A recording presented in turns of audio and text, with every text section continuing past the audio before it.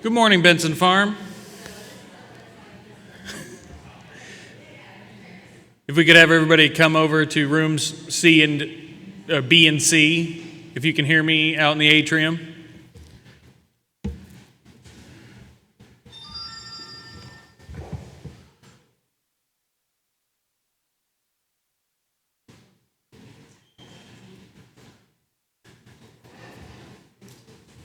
Good morning. Thank you for joining us. Today is our third Thursday program on environmental education. And we've got some great guest speakers coming in. I'm going to talk to you about all kinds of different environmental education across the state. We got some great tablers in the back. They'll be able to give you more information when you talk to them directly. Specifically, our needs assessment, our extension needs assessment. We have a raffle that you can be entered into once you complete it back in the back corner with Dr. Enoch. Scan that QR code, complete the needs assessment, just what Kentuckians need from KSU. And it'll get you a ticket, enter you in a raffle for a few different prizes we got over there. I think some local honey, bottle. My eyes are not good enough to tell everything on the table. So we got that needs assessment if you all can get over there and scan that when we have our walking around time. General housekeeping for the Benson Farm. Bathrooms, if you've not found them yet, are down the hall. And just right near the entrance on the right. Would you all please use the QR code to sign in if you've not already when you came in at the front door? That just helps us say how many people we got here and helps us report everything to the state and federal government, and we have everything on the up and up. And if you're interested in professional development credit, you'll need to sign in the PD credit sheet, which is back on the EERC table, and we'll get that confirmed for you. And we have coffee and snacks back towards the entrance if you've not already found them. Here's our agenda. We've got KAEE, KEEC, and then some more KSU folks that'll be talking. And then we'll have our lunch and then exploration station, so that'll give you a chance to visit all of our vendors' booths and some educational activities. We've got our AR sandbox over in the corner there with Ian. Then we'll do some breakout groups, give you all a chance. Me, Ian, Caitlin, and Christine, I believe, will all be at individual tables, and we'd like to talk to you all about what you want from the EERC for environmental education and challenges, fun things that you've thought of for environmental education that we can help you with coming from KSU. Then we'll have our mindfulness trail tour with Ian, and then a general farm tour for the Benson Farm. I'd like you to meet KSU's environmental education team. Hi, I'm Louis Ross. I should have said that maybe at the beginning if you don't know me already. I think most of the people in the room do. We've got Lynn Garrison, our extension assistant, who is not here, and I don't know if he will be today. Ian Reese, our research and extension associate for environmental education. Caitlin Guti, our event and volunteer coordinator for the EERC. Sean Callahan, our technician for the EERC, and Christine Jackson, our extension assistant for environmental ed. She's back out of the EERC booth. A little bit of history. Kentucky State University was established as a land-grant university institution under the Second Morrill Act in 1890. But KSU, Kentucky Normal School itself, was founded in 1886. We are Kentucky's only public, historically black college and a university. We are always working to advance the Commonwealth and all of our members of the Commonwealth. We hope to offer, reasonable, affordable public degree-seeking education and extension education, along with our research topics. We strengthen underserved communities, farmers, families, individuals, and youth to improve quality of life. Hopefully, you get to see where we touch all of those sectors today in environmental education. Oftentimes, people think that I go and I hike exclusively with 8-year-olds in the woods, and we do that sometimes, and that's very fun. But a lot of times we're working with other educators on curriculum development.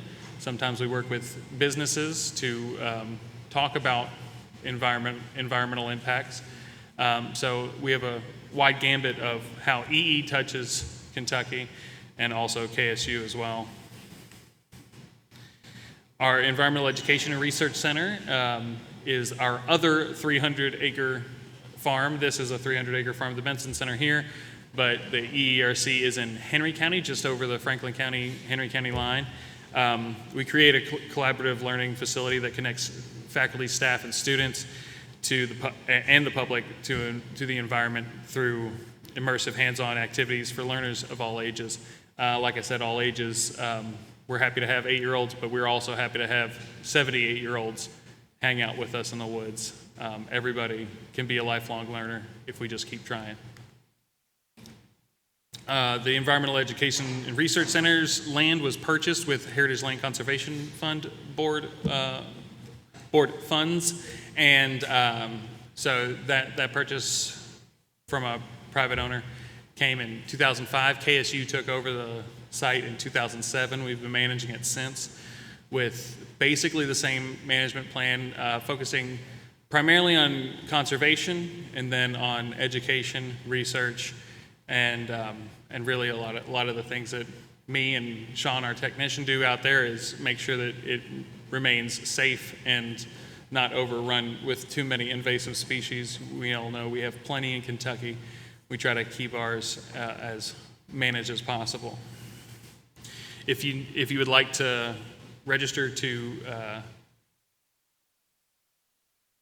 come see the center, or for a specific environmental education topic, please contact Caitlin UT. She's our events and volunteer coordinator, as I said before, but she's the best contact to get you and your group out to the EERC. Upcoming events, we have a wildflower walk in a week. Yeah, exactly a week. On the 25th. Those wildflower walks are led by Lynn Garrison, like I mentioned before.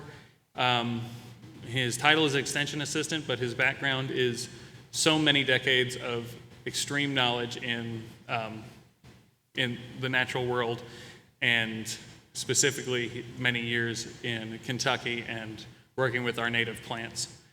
And he'll be able to take you on a hike and help you identify some of the native plants we have blooming in June.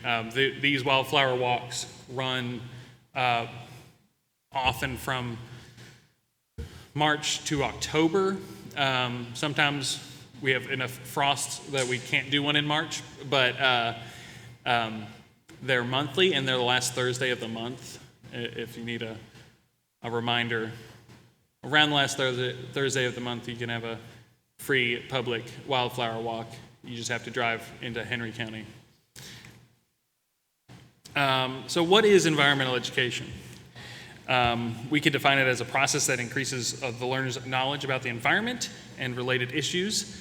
When we teach, we have to remember education, not advocacy. There's a lot of things that I believe, but everything that I tell a student and an educator that is my student for the day is based in subject matter expertise and not in my feelings on the subject. E teaches students how to think, not what to think, so we want to point people towards the science of the situation and not everything that I feel in the moment or that Caitlin or Ian feels in the moment, right? Elias, can you play this? I don't know how to click that from here.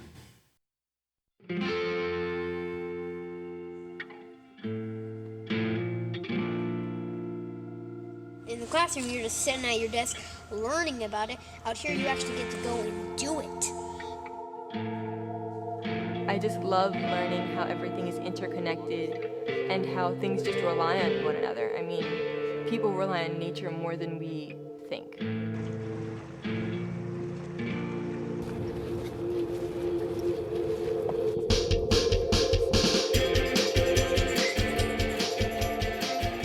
I suddenly found myself being extremely interested in other environmental things. I wasn't very much concerned about the environment until I came here, and I just saw how beautiful nature could be.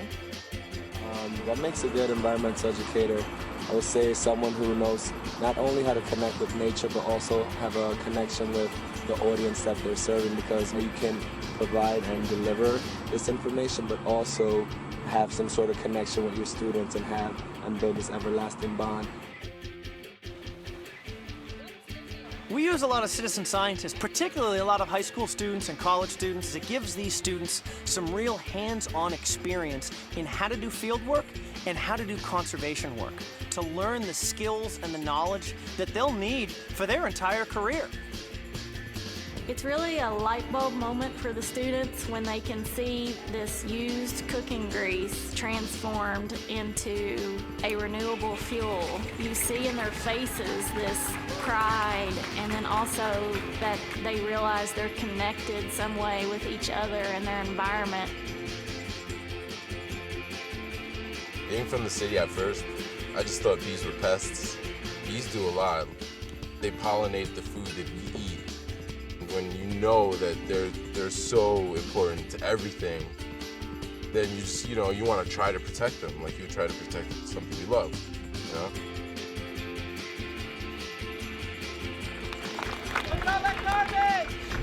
That's awesome.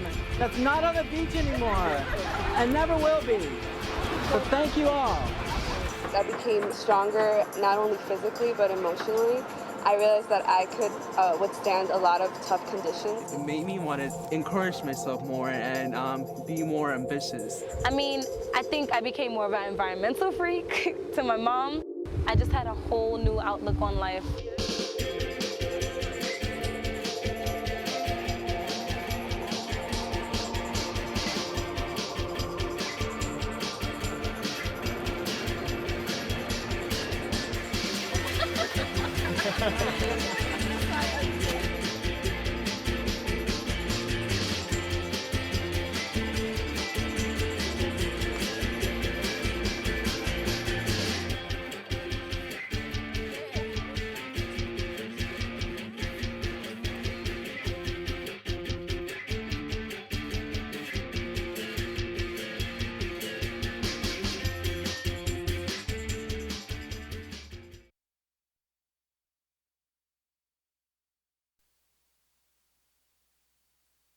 Affiliated with Kentucky Association for Environmental Educators, who then is the Kentucky affiliate for NAAA.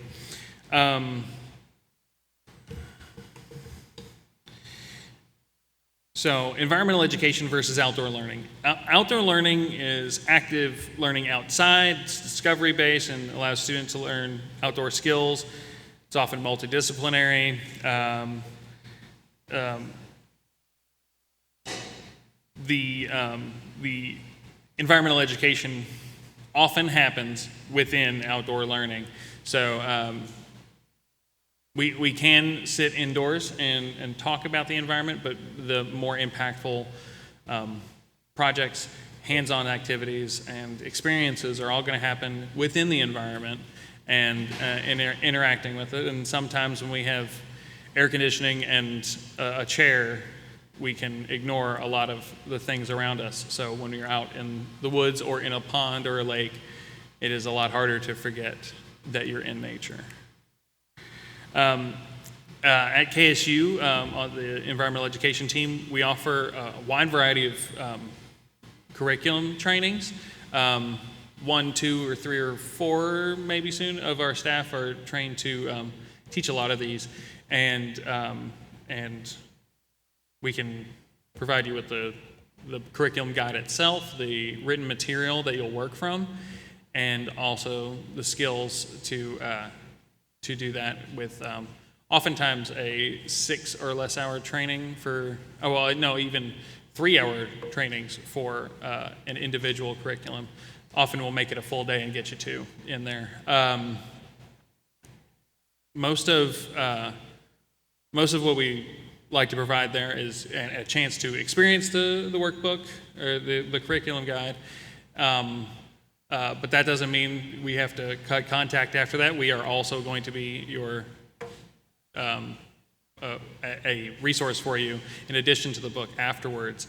So once you get your certificate, you can teach it yourself. You can teach these curriculum yourself, but you'll be very welcome to get in touch with us if you have questions about. We want to adapt this project, but we don't know how. Well, here's some ideas that KSU's tried. I'm going to step on Brittany's toes a little bit more before she gets up here and say that KAEE operates a wonderful facilitator network website that you can visit. So you might be visiting from further afield than Frankfort today, so do not think that you only have KSU staff that are mostly based here in Frankfort to rely on. There's a wide variety of facilitators across the state. We do have a lot of us in central Kentucky, but there are some in western and eastern Kentucky and northern Kentucky as well. And a lot of the KSU staff will travel, and many of the other facilitators will travel a good deal just to work on environmental education, because I think it takes a certain degree of passion about it to even to do the facilitator job itself. So we are pretty interested in getting environmental education to anybody that's interested. And yeah, that QR code will take you to the Facilitator Network page. I think Brittany will probably go over it too. Do we have any questions of KSU's EERC, environmental education? And I can answer as much as possible.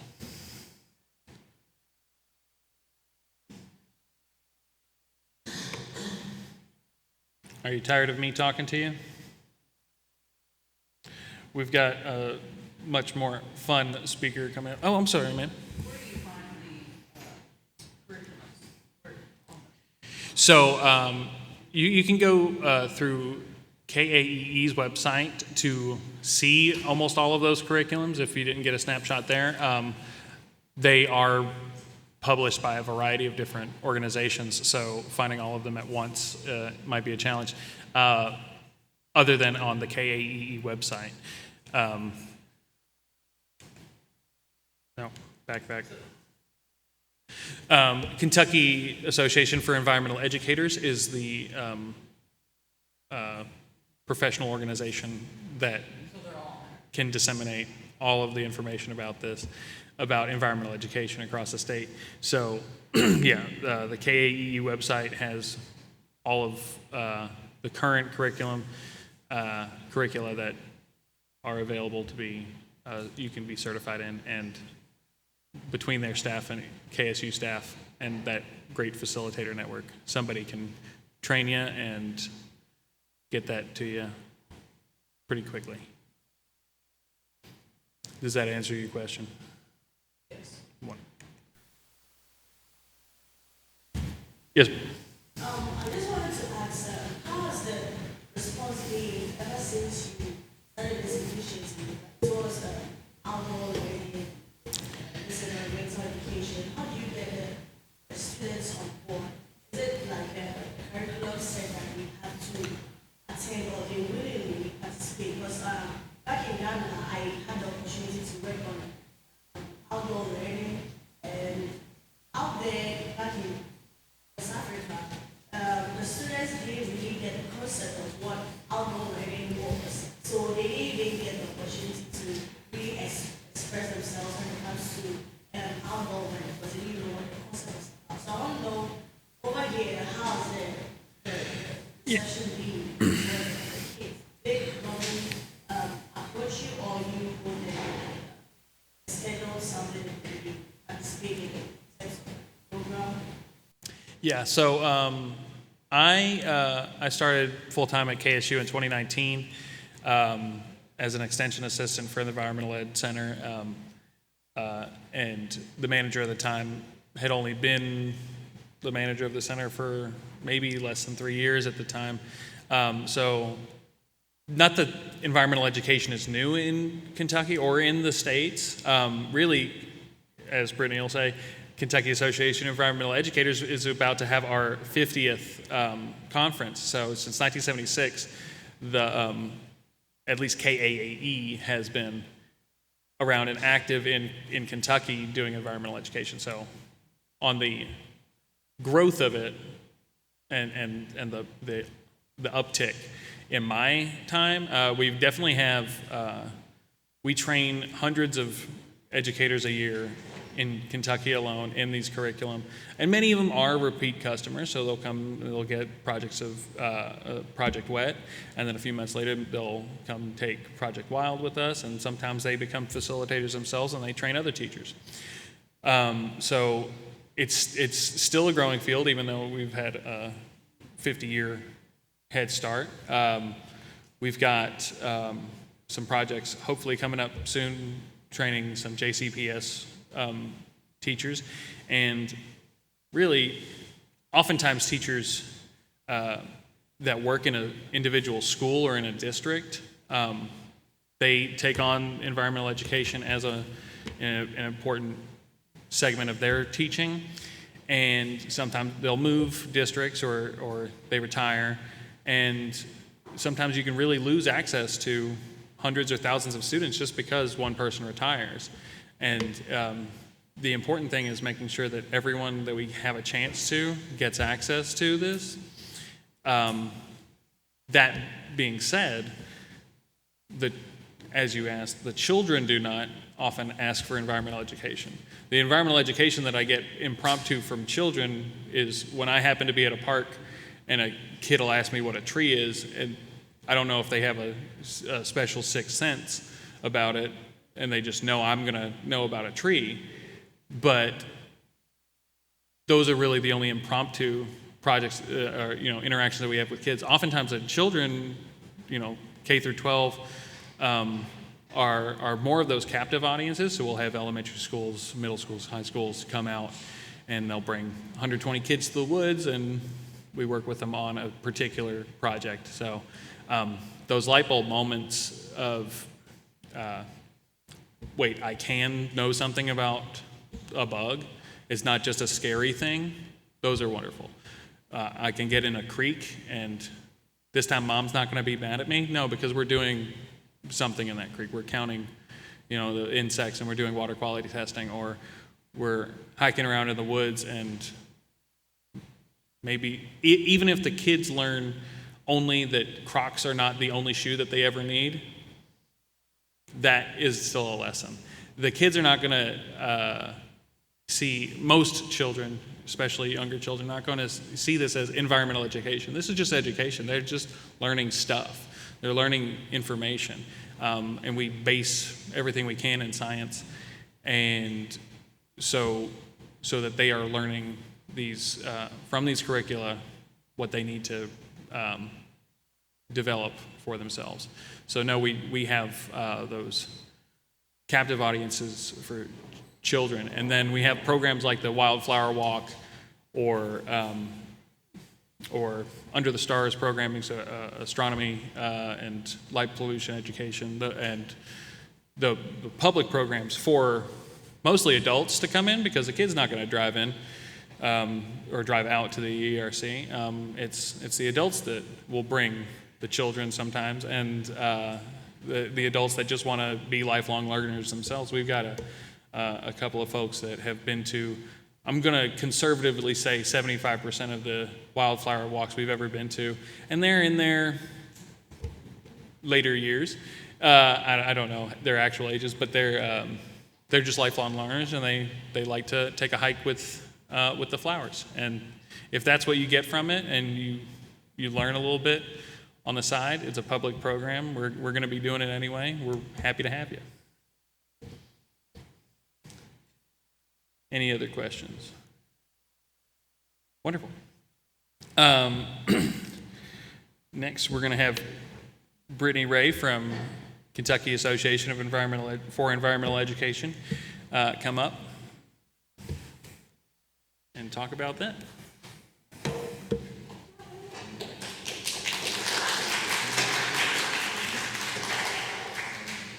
Okay, good morning, everyone. Thanks so much for coming out in the weather. I came from Richmond and drove through quite the storm and was really glad when I got to Lexington and things kind of cleared out. So I'm really happy to be here with y'all this morning. There's going to be some overlap in the presentations that you hear this morning, but I'll try not to dwell on the things that you've already heard. I just want to give you an overview of what we do at KAEE as the Association for Environmental Education in Kentucky. So we're a nonprofit. We're a professional membership-based association. Our role is really to serve as the conduit who connects educators doing this type of work across the state, whether that's formal or non-formal educators. Louis mentioned that this is our 50th year as an organization. We began in 1976. We are one of the country's oldest affiliates for the North American Association for Environmental Education. He also mentioned them. And then we also work on a regional level with the Southeastern Environmental Education Alliance. Our mission is to increase environmental knowledge and community engagement here in Kentucky through the power of environmental education. And then, of course, we envision a sustainable world where environmental and social responsibility drive your choices. This is actually a picture from the EERC that Louis helps run. From several years ago. We came out and worked with a bunch of kids. And it is rare that we actually work with kids. We primarily work with the educators. So we're like a step back from what's happening on the ground. We're here to serve the educators who are working with those students from day to day. So we're a nonprofit. We're a fairly small team. There are 4 of us who are full-time, and then we have 2 consultants and contractors. So I'm the deputy director, Brittany Ray, for our organization. We have our executive director, Ashley and Perry, who are actually in Oldham County today doing a outdoor learning workshop for teachers there. And then we have Kat and Melinda and Leslie, who are amazing and help our team run so smoothly. And the best way to give you a picture of what we do as an organization is through the lens of our strategic plan. So we have these 4 overarching goals that we work toward. We redo this every few years just to make sure we're on the right path, that we're serving the educators, doing what they need. And so our first goal is really focused around schools and formal classroom teachers and the work that we do to support them. Our second goal is more about the field of environmental education, the non-formal educators, so folks like Louis and Caitlin and Ian here. And then we have a goal around fostering an accessible EE community where people feel welcome and like they belong, and this is a community for them. And then our fourth goal is really to increase opportunities for the field as a whole, which is tough. So goal 1, our strategies are around early childhood, so starting with our youngest learners, moving into schools, and then to green careers, and then on into higher education. So we have an early childhood network that works to strengthen the field for early childhood in the realm of environmental education. So earlier this year we had our early learning symposium, which I don't have a slide for. We had an early learning symposium at Bernheim Forest and Arboretum where we had over 70 early childhood educators come for a day of learning how to incorporate environmental education into their programs, how to make their playgrounds more nature-based, how to make their programs more inclusive for divergent learners if they're learning outside. So it's just a really great network and experiencing humongous growth right now. We've seen a huge boost in forest schools and nature-based schools across the state of Kentucky. So we're really trying to be what those educators need and get them the resources that they need. And then moving from early learners to the grade schools, kindergarten through 12th grade, we have our Kentucky Green Schools program, and we partner with the Kentucky Environmental Education Council, and you'll hear from them here in just a second. But this is a free program that all teachers can sign up for and access these themed investigations. So students take on the role of like exploring what's happening when it comes to energy in their school, how their school site is, what's their air quality, what kind of water usage are we seeing here? And then they develop an action project for how to make things better, how to make their school and their site more sustainable. And so we have all kinds of different recognition opportunities for them. And of course, they get featured on a map there. We have over 170 green teams and schools registered in the state, which is amazing. And then we also have opportunities for the non-formal folks or the organizations like KSU to be a community partner and highlighted on that map so that schools in this area know who Ian and Caitlin are and that they can call them. They can come in and do programs. They can come out here and do field trips. So it's a great place if you're looking for ways to get more involved with teachers. You can become a community partner and be part of the Green Schools program. And I mentioned earlier our outdoor learning workshop and outdoor learning symposium. We've rebranded it now to an outdoor learning workshop. We've done that for the past almost 10 years. I think this is our 9th one that's happening today. So it moves around the state, and we moved it to be more of a workshop so that we could offer it more regularly. It's not just a one-time event that can happen each year. We can do this for a specific school district. So right now they're in Oldham County today doing that, but we could do it in a couple months in Jefferson County if they reach out and want this kind of workshop. But it's just a day of bringing teachers together, getting their hands dirty or wet in the creek, and showing them how they can use the outdoor spaces that they have to do more environmental education and outdoor learning, regardless of whether they have a state-of-the-art outdoor classroom. You can use the grassy field, you can use the parking lot that you have to take students outside more and get them in more hands-on learning.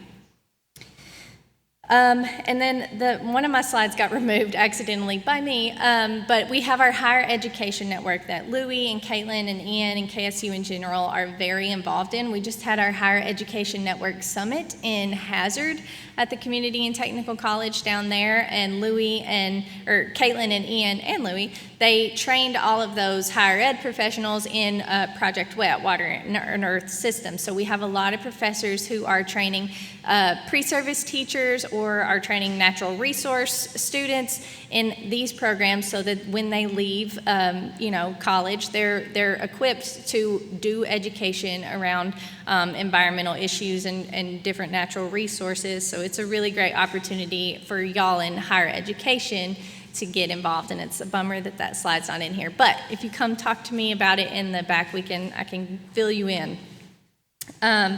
So goal 2 is about the network and non-formal educators. So this is where we talk about the professional learning that we offer, our events, and how we support organizations and community-based environmental education.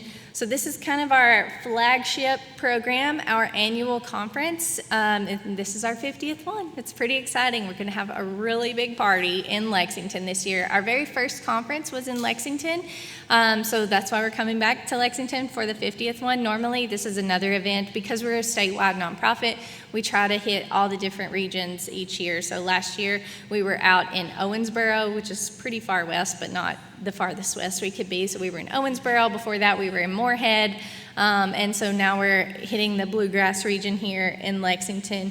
But it's a 3-day event. The first day is really pre-conference workshops where you can do tours and just different experiences in the area. And then the second day is where we really hone in on the professional learning. So learning from other educators, what are the programs that are happening, the innovations that are happening here in environmental education. So it's a great opportunity to just network and get involved in the field, and it's a lot of fun. So hope some of y'all can make it out for that. Question on that. Yes. Is that a paid conference? Paid? You do have to pay, yes.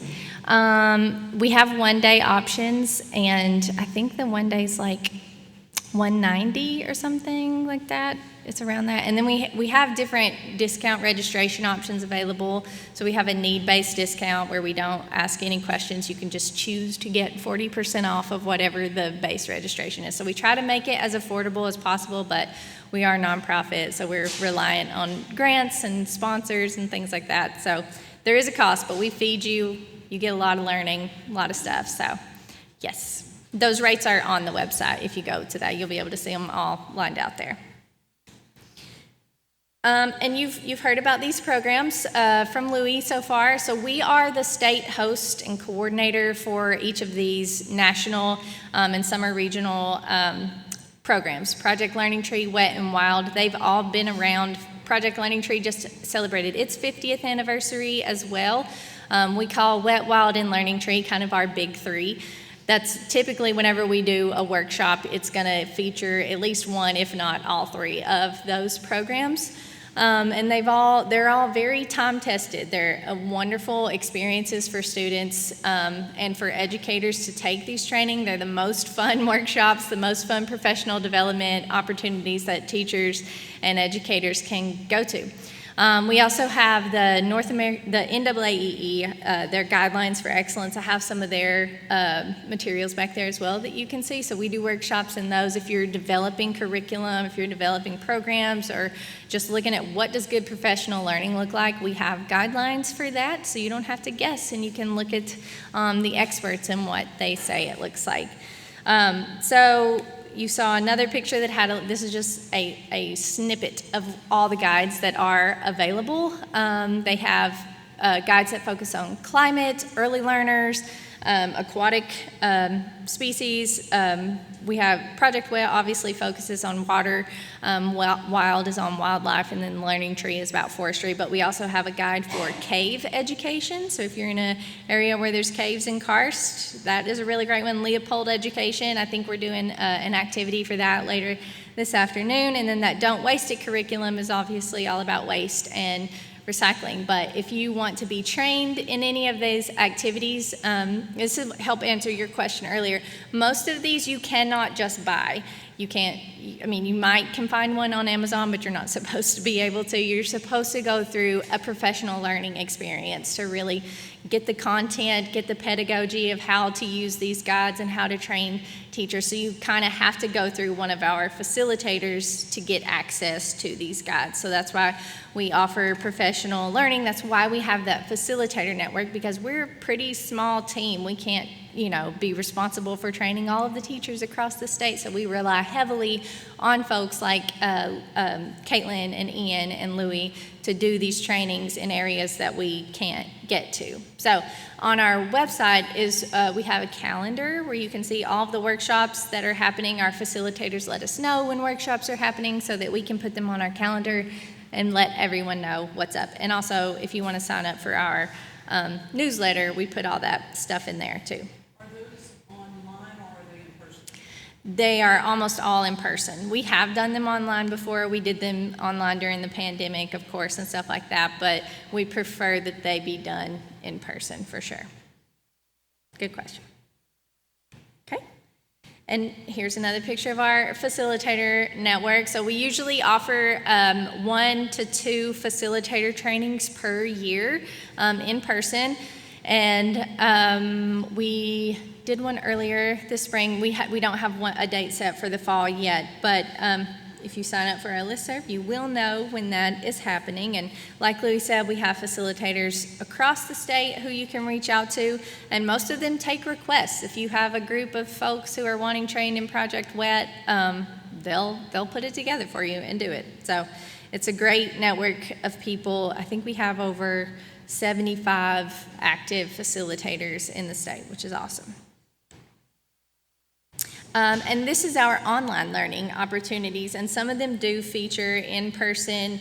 workshops. But EE Credentials is, like I said, our online learning opportunity. So they're a chance for educators to get really specific about what they want to do and what they want to learn when it comes to the field of environmental education. So our professional learning leader, that one really focuses on hosting high quality workshops. So Louie and, I don't know Louie actually, but Caitlin and Ian for sure, they've been through the professional learning leader EE credential. I'm saying that, but I don't know. Actually, have you? Have y'all done the professional learning leader?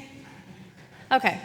Anywho, they're all listed on our website, the folks who have done it, but those are the ones who have been trained as facilitators and then also have like other courses that they've been through to really focus in on specific things, whether it's like Appalachian Mountain ecology, water quality, that kind of focus. And then we also have our Green Community Leader EE credential, which focuses and is built around the NAAEE Community Engagement Guidelines for Excellence. So it's a wonderful program. We have a cohort of students going through that right now. Risa is one of them that you'll hear from her soon.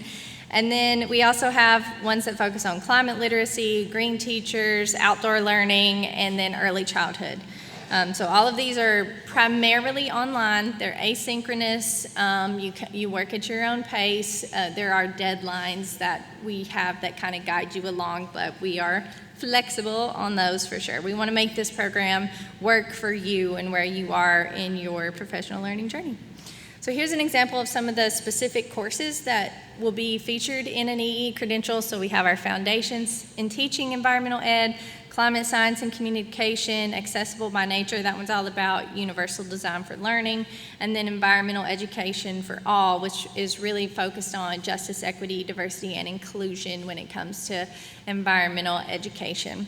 And these are the courses that are actively happening right now as part of that Green Community Leader EE credential. So we'll have another batch of courses that are available in the fall if there's something that interests you. And all of these we have, I think, over 15 different individual courses that are available on our website, and you can see the full list online. Okay, goal 3, so fostering an accessible EE community. We have done a lot in the past few years to really provide more learning for the educators in our community who are on their own journey with justice, equity, diversity, and inclusion. We want to create a space where people are just constantly working to make their programs, the things that they provide the public, more accessible, more inclusive for whoever and everyone that wants to be a part of it. So we host a community of practice where we highlight all kinds of different topics. This last one was all about mental health and climate action. The one before that was about digital accessibility. So making your forms, your documents, your social media, your website, all of that more accessible for people who might have visual impairments or hearing deficits. So you never know what the topic's going to be, but it's all about just making our things more accessible. So we have a book club as well that also dives into some different topics that I can't remember what the book they're reading right now is, but again, it's all on our website. So goal 4, increasing capacity for the field of EE. We do this through a lot of partnerships. I mentioned the Southeastern Environmental Ed Alliance earlier, so there is a version of KAEE in nearly every state, and even in Canada and South America. Yes, and then across the world, there's also versions of us. So this is the group of Southeast states, and we work together very closely to just raise the profile of environmental education and not reinvent the wheel and not work in silos and work together to make environmental education as effective as it can be across the region. So at KAEE, we're one of the larger capacity versions of an affiliate here. So we serve as the fiscal agent, and then our executive director, part of her time is also dedicated to being the executive director for SEA, the Southeastern Environmental Ed Alliance. And each year they also have a conference, and it bounces from each state to state which one is hosting it. I think the next one is going to be in South Carolina in June in Charleston next year. So if you sign up for our listserv, you'll see more about that as it's coming. We were in Gulf Shores in March for the SIA conference this year, which was really nice. And then one of the other things that we have done with SIA and to really try to increase capacity for the field is a regional landscape analysis. So in 2020 and then in 2022, we surveyed the environmental education providers in the Southeast region and in Kentucky, all of them, to learn more about what is happening on the ground with environmental education. Who are you serving? What programs are you providing? What are the demographics of the folks who are coming? Are we serving the community that you're based in? That sort of thing. We wanted to learn more about the barriers that folks are facing so that we can figure out how to be a service to them and help them overcome those barriers. So it's a lot of data, and we have these two different dashboards that kind of help visualize the data. And I know this is like impossible to read, but again, this is all on our website. So you can see all of the providers that we surveyed. They all show up on this map. You can go to their website. You can narrow down filters. You can just look at Kentucky, so you can filter by state, the organization type. Are they a nonprofit? Are they a higher education institution? What service area? Are they in rural communities? You can filter by what audiences are being served. You can learn a lot about the different organizations and what their income sources are, and then just really, are they evaluating their programs? There's endless amounts of things to learn in this data, so if you really like looking at numbers and data, this is a place for you. And then we also surveyed schools and providers because we wanted our educators to better understand what barriers our teachers and administrators are facing when it comes to integrating environmental education into the programs that they are providing. So this is a great place to learn, like if you're providing field trips and you wanted to get a good idea of why teachers aren't coming on field trips, this would be a good place to go to see, oh yes, well, they have no funding for transportation. So if I want people to come here for a field trip, I'm gonna have to figure out a way to cover the cost of that bus and that bus driver to get them here. So again, just a wealth of information here that you are free to check out. And then out of that data and all the things that we learned, we developed these different EE guidance documents. So we learned a lot in our provider survey about the pay and hiring inequities that are in the field of environmental education. So we have a whole document that outlines what are the best practices for equitable pay and hiring in the field of environmental education. We learned that a lot of providers are not collecting demographics whenever they are offering programs, so it's not clear if they're serving the communities that they're in because they didn't collect that information. So we have a document that lines out best practices for how to collect that demographic information. And then again, for evaluation, a lot of folks are not evaluating their programs, so we have a document that helps walk them through the best and most promising practices for evaluating their programs and then improving those programs. So those are all free documents that you can access online. And again, we have a lot of partners across the state and region and even nation that we work with. KEC, RISA, who will be talking next, are definitely one of our key partners. We work with them on their AmeriCorps program, the Environmental Education Leadership Corps. We work with Lexington's environmental education team, the Lexington Fayette Urban County Government. They have a whole team of individuals who are doing environmental education in the community, in schools, and they contract through us to help support that team. Division of Water at the Energy and Environment Cabinet, they're one of our huge supporters of Project WET in Kentucky. We couldn't do it without them. And then we work with KSU so much to offer programs and events here. And then the Woodland Owners Association, the Forest Industry Association, we work with them as well a lot too. So we wouldn't go very far without our partners. And so I just hope that you'll join us. This is an opportunity for you to just sign up for our listserv we don't send that many emails, but if you become overwhelmed, feel free to unsubscribe. But I would just encourage you to join the listserv so you can see all the things that are happening. This was just a snippet, and I'll be there for a little while longer, but I'm actually traveling to the main campus for the Campus Bee celebration that they're having over there. So I'll be here for a little while longer. But does anyone have any questions for me before I hand it over to Risa?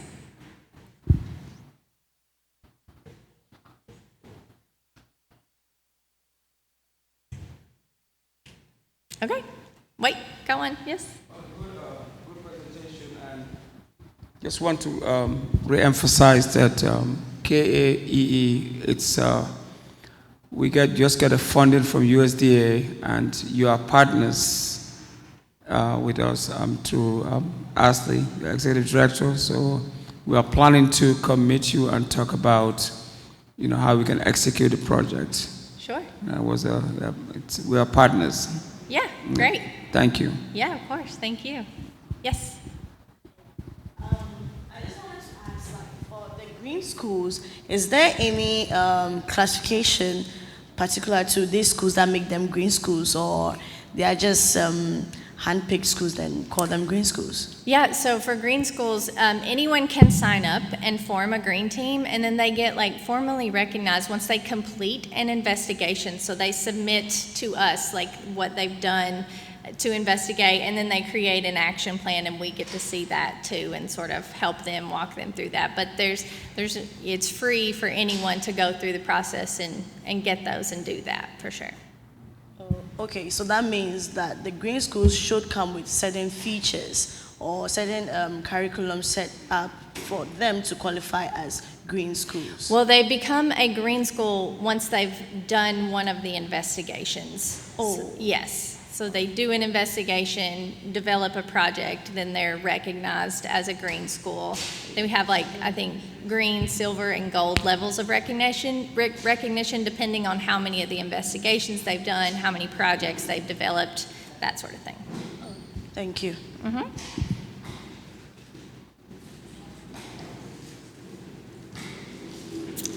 Okay. Well, it was great to chat with you all today, and I hope to chat with you some more back there, but I'll hand it over to Risa now, or maybe Louie. I don't know. Louie's got a I was mic. just going to say thank you, Brittany. Yeah. Next up will be Risa Yost from... I can't clap with a mic in my hand. Thank you all for clapping for her. Risa Yost from Kentucky Environmental Education Council. Should be a clicker.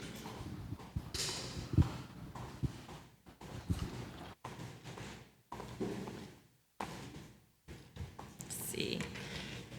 Hi, I've got to bring my computer up here. I can't go off the cuff. But let's see. Great. My name is Risa. I am the Environmental Education Specialist with the Kentucky Environmental Education Council. We are the state agency within the Education Labor Cabinet tasked to promote learning and skills for a sustainable and economically healthy environment. Let's see. So, among other functions, other government functions, we operate two key programs through which we fulfill our mission. Our Professional Environmental Education Certification course, and something mentioned by Brittany earlier, our Environmental Education Leadership Corps. Within my role, I help to administer the state certification course along with our executive director, Wesley Bullock. Our course is one of 8 courses in the U.S. accredited by the North American Association for Environmental Education, and through 4 weekend-long in-person workshops and a series of assignments completed online, participants with a variety of backgrounds dedicate their time to learn environmental education fundamentals and best practices. It also is another way to become certified in the Big 3 project curricula Brittany mentioned previously. For many non-formal educators, this helps to improve their organization's outreach programming, and it also provides an in-depth introduction to academic standards and how to apply those standards to their programming. For formal teachers, the course offers a strong foundation for incorporating environmental education across disciplines within their lesson planning. For every participant, regardless of profession, it invites them into an invaluable network of educators across the state. It's important to note that if there's anyone here working with the Fayette County Public Schools, it is one of the certifications that qualify you for a pay increase as well. Just 2 days ago, Tuesday, our 2025-26 participants received their certifications at their graduation ceremony, and we'll be releasing the application for the upcoming 2026-27 course year in the next 2 weeks. You can visit me at my table if you have some interest in signing up for the course. I can put you on my list to be notified, but it'll also appear on our website once released. You can also talk with Ian and Caitlin about their experience going through the course, as they are two of our certified professional educators.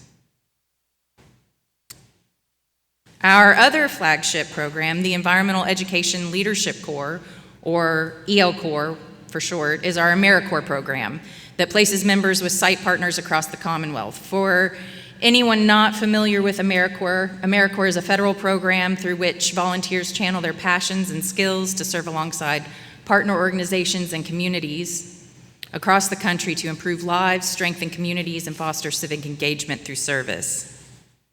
AmeriCorps programs across the nation work with volunteers to serve in disaster relief, housing, education, public health, recovery, stewardship, and many more aspects of community life. But the goal of our EL-Corps members is to help Kentucky learners build connections with the environmental world around them through environmental education. Some examples of educators currently serving through our EL-Corps program are Sarah Bell with Bluegrass Green Source, offering EE programming to a range of age groups through camps and workshops. Christina Argus serves with the Franklin County Solid Waste, and she provides the Franklin County community with EE outreach. And Tamia Murphy, serving with Fayette County Public Schools. For Tamia's Legacy Project, they developed a Seal of Environmental Literacy pilot program. This is for high school students serving on the Bluegrass Youth Sustainability Council. The school district's Energy and Sustainability Coordinator hopes to pilot this program in the upcoming year, recognizing graduating and incoming seniors who demonstrate exceptional knowledge and application of environmental literacy according to the criteria rubric that was also designed by Tamia. Service within a school district isn't exactly commonplace, but because the background check process is a little bit more stringent, and we don't yet have the capacity for placing folks within schools, but a lot of our members work with schools through their site partners, through field trips and site visits. This is just an example of some of the site partners we have this year, and we will be changing that and adding to that in the upcoming year. Our agency was fortunate enough to host our own EL-Corps member last service year, Abigail Way. She collaborated with other state agencies to design the Kentucky Nature Notebook, which is an activity notebook designed for people of all ages to inspire them to engage with the outdoors. I have a few print copies available on the table, but it's also available as a digital download. There are other tasks that keep us busy, but hopefully this provides you with a little insight into our most impactful work, which I believe is the programs that connect us to the stewards of environmental education in Kentucky. We are first and foremost public servants. We work for you. So for that and your time and attention today, I thank you. Do you all have any questions for me?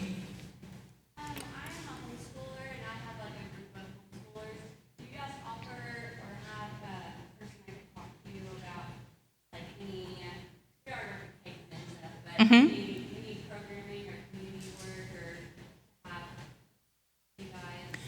Most of how we would respond to that is by connecting you with our site partners through our EL-Corps program and connecting you with some of the members that serve, because a lot of what we try to do, a lot of what the members want to do is connect with people that are looking for environmental education. So we can definitely facilitate connecting and collaborating with, and it depends on what you're looking for. If you wanted a specific, well, I went the wrong way, but depending on what you're looking for, we can recommend sites for you to visit, or we can also have, like Christine, who's working with solid waste, she often goes and does site visits. So if you all have a location where you gather regularly, you all sometimes are at West 6th or... Okay. Yeah. But they'll develop programming, they'll develop a field trip, and they do this a lot of times working with public schools, but I know that they would be more than happy to work with homeschool groups as well. And you can reach out to me, and I can help facilitate that, or Ashley, who is our program director. Yeah. Anyone else? Good presentation. Can you elaborate a little bit more on the professional environmental education certification in terms of enrollment fees? Absolutely. So period and other requirements? all of that information is listed on our website. But I'll go ahead and let you know that it is $250 per workshop. There's 4 workshops through the year, so it's $1,000 cost plus the cost of the curriculum guides, which amounts to a little under $90. We do offer a scholarship application, so that's something that you can fill out, and that's typically awarded to those that need it. It is required that you participate in at least 3 of the 4 workshops, so it is, a commitment that we try to make sure people can fulfill. The workshops are in October, December, February, and March. They're a Friday and a Saturday in each of those weekends, or in each of those months. And dispersed in between those workshops, we do online work and an environmental education forum online where we come together. That's all completed through Google Classroom. So, and then at the very end of the course, you complete a final project, which is your unit of study, which is 3 lessons formed together for a complete unit. My email address is risa.yost@ky.gov. For anyone that, and please, that's one of my favorite things, is to communicate with people that are looking for resources.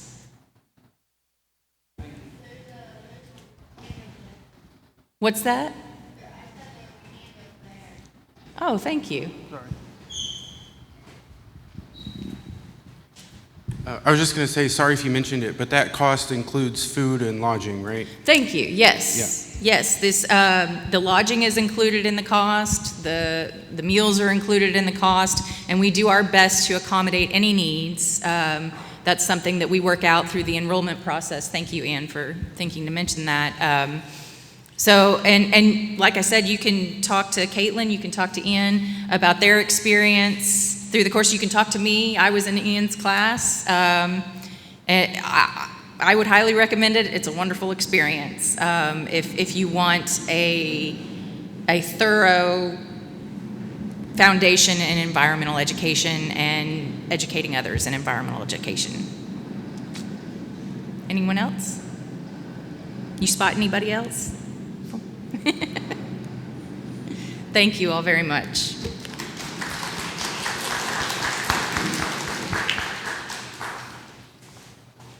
Thank you, Risa. Lunch is available and out on our tables in the main hallway. We should have a variety of different sandwiches in those boxes. If y'all would like to get that started, since it's here a little bit earlier than expected, and then we'll circle back to Caitlin and the homeschool program. Thank y'all. Please eat. No, I was too busy talking for a half hour in front of you. No, these sandwiches were made by our good friends at 3P's Catering. Thank you all. Please enjoy lunch. Talk to each other, and let any of the people at the tables know that you need information from them if you need more information from them. Because as Brittany said, she'll be out of here a little bit after lunch. Thank you all. Is it this one? A couple more housekeeping things just as we move into lunch. If you haven't signed in yet, please make sure that you sign in. There are QR codes kind of scattered through the tables here. There's also one up at the front sign-in table. And if you were a teacher here looking for PD credit, please leave your name and email with our table. The EERC table is directly in the back. There's a sign-in sheet. Louis waving his hand. Just make sure you make it over there. Okay, thanks guys. Let's go. We wanna do it. Get down.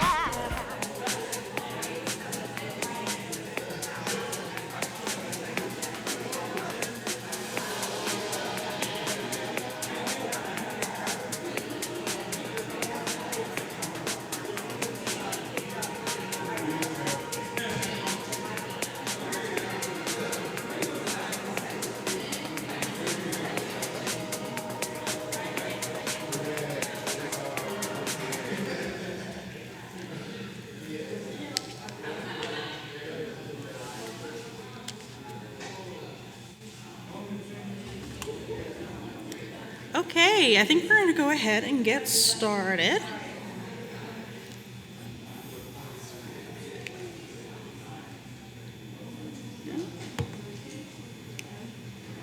Haha.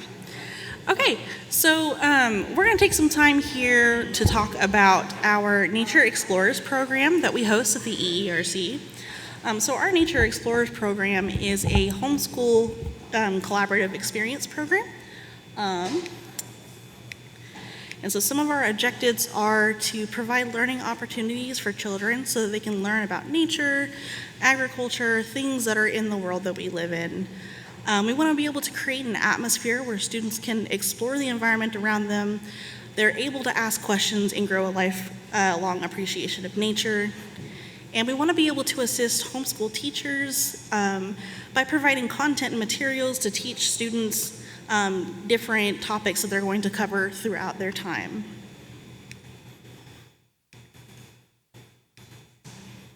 So what is the Nature Explorers program? We started it in 2022, so it's been going for a little bit. But it is essentially a supplemental environmental education program for our homeschool families. So everything that we do in this program is going to supplement what teachers are already covering in their day-to-day lessons. It is a 10-month program that runs from August all the way through May, where we meet bi-weekly, so we can engage in collaborative and experiential opportunities in our natural areas, and that's not just the EERC. We also visit many different areas across the state of Kentucky. And we also meet for 2-hour class periods. So some of the things that I have up here, I've got some pictures of us on a hiking trail. I've got a diorama that some students have made. And then the supplemental environmental education that comes from this is all pulled from the curriculum that you've been hearing about all day. And everything that we do in this program is Kentucky Standards aligned.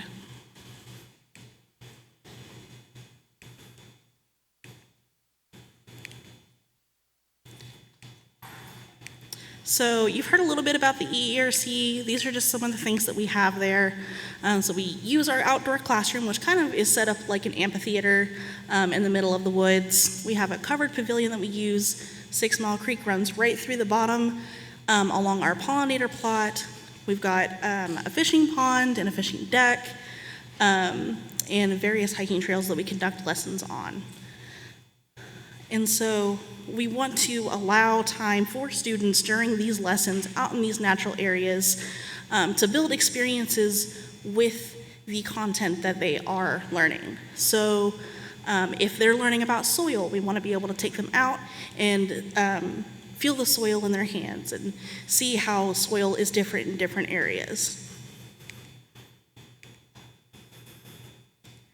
So the way that we build this program is 100% collaborative with the parents and the cohort.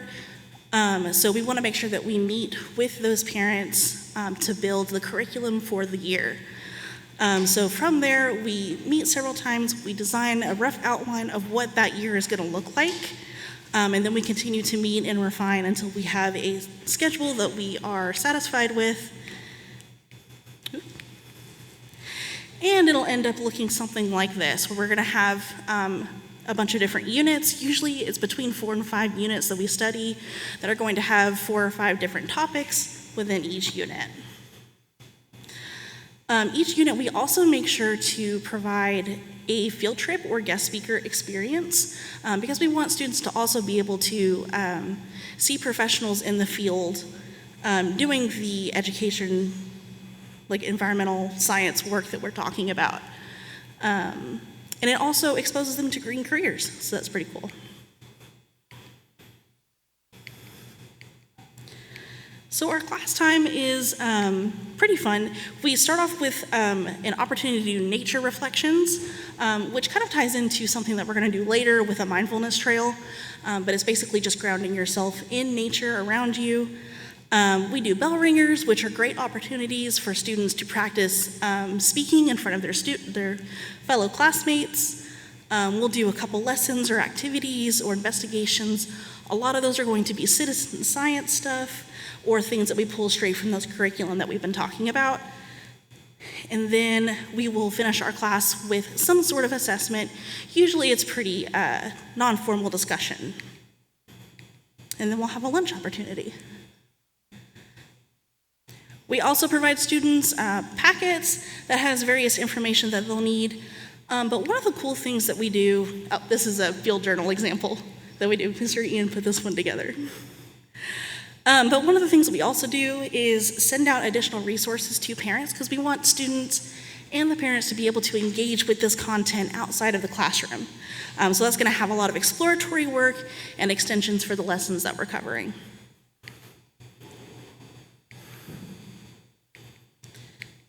Another important piece is our parent supplementals because the students aren't going to be the only ones that are learning this content. The parents are also going to be learning along with us. And so this is also a good opportunity for parents to follow along, and it kind of creates a collaborative learning experience between the parents and the students where educators are able to offer guidance through this work that they do. So it's kind of got the same information that's going to be in the student packets, and that is designed so that they would be able to help them fill out those packets. Field trips, which is super fun. So we always make sure that we have at least one field trip per unit or a guest speaker come out and talk to us. That way we can highlight green career pathways. Students are able to see what they're learning in action. So some of the places we've been to is the Aquaculture Center here at KSU. We've been to a farm to check out some mapling experience, or some sugar mapling stuff. We've gone to caves. We've had people come out and talk to us about bees. Just a lot of really cool stuff. And then we also have our end of the year assessments. So this is designed to kind of gauge what students have learned throughout the program. So students have an opportunity to pick a topic to present on, and then they can decide however they want to present what they've learned about that topic. And so everything is student-led. So we've had people put together aquaponics stuff. We've had people put together like a stop-motion Lego thing, dioramas, posters. It's pretty neat to watch. And I don't want to take up too much time because we're going to have a student testimonial. So this is one of our students that has been a part of this program with us for a few years now. So Lincoln Driscoll, if you'd like to come up, we'll do a quick little Q&A session. And we'll keep the mic here. So Lincoln, do you want to introduce yourself and tell us what grade you're in? My name is Lincoln Driscoll, and I am in 6th grade. Fantastic. Okay. So Lincoln, how long have you been participating in the homeschool program here at KSU? We've actually been meeting with the EERC ERC for about 5 years now. We are homeschoolers, and we were looking for a place to get great hands-on resources. KSU gave us that, plus a really fun way to hang out and learn together with other kids. What is the absolute coolest or most surprising thing that you learned during this program? The coolest thing I've gotten to do was fly a drone over the pond at EERC. Yeah, I've always been really interested in drones, so it was awesome to see how we can use cool technology like that to study the environment. How does getting to do hands-on labs and outdoor activities change the way you learn science compared to just reading a textbook? I really prefer hands-on learning because it is way more engaging when you get to see science play out right before your eyes. Plus, getting to experience those moments alongside my friends makes learning that much better. Have you used any of the skills or knowledge you learned at KSU back at home, like in your backyard or with a hobby or on a project? We just did a unit about bees, and I actually just became a backyard beekeeper. Ooh. After studying them for several years, we finally got our own bees this spring. It's been amazing using what I've learned, and I'm really excited to watch the colony grow. What is your favorite memory or favorite specific activity that you've done with the program? My favorite memory was our field trip to Hidden River Cave. It was so cool to go deep into the cave system and learn about all the unique creatures that managed to live there, down there in the dark. That was a pretty cool one. We saw a lot of wildlife on that one. So to wrap things up, what's one thing that you wish all teachers or educators knew about how students like to learn? In my opinion, students really learn best by doing what we want to be active in our learning with hands-on activities, going out where the real science actually takes place, and discovering the world for ourselves. Awesome. Everybody give Lincoln a big round of applause. Great job. Okay, so while I have you up here, does anybody have any questions for me about the homeschool program or for Lincoln about his experience?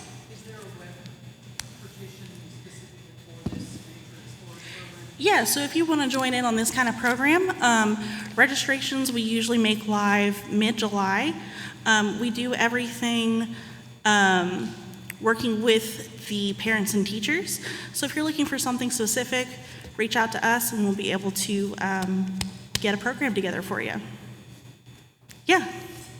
What is how do you go about getting signed up for it? And is there a fee? Do you have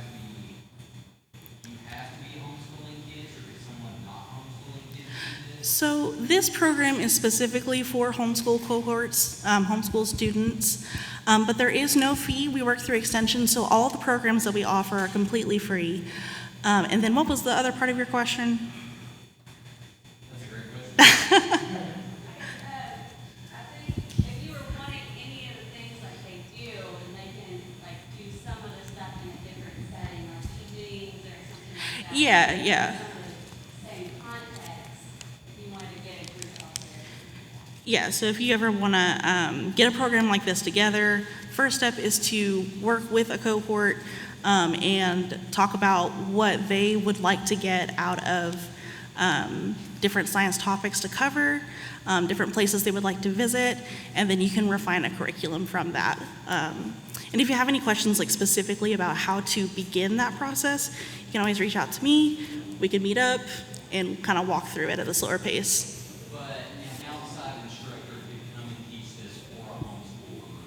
Yeah, we have guest speakers all the time. Mm-hmm. Yeah. Yeah. So what do you want to be when you grow up? And you can choose multiple options. What do you want to be, and how can this help you in the future? I'm not really sure right now. I'm just moving in, so I'm able to do a lot of things.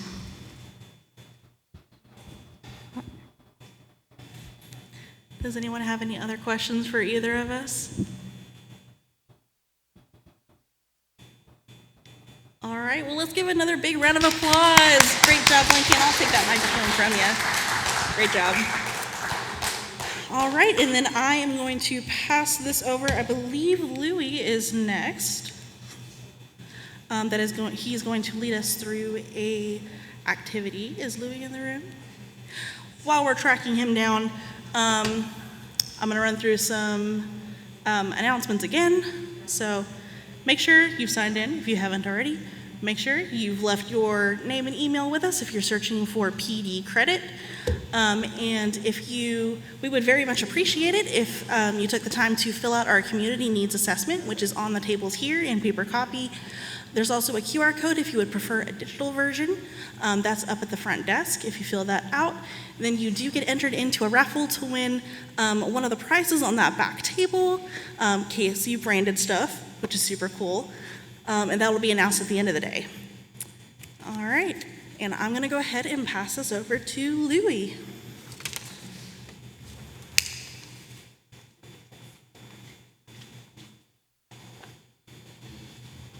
Thank you.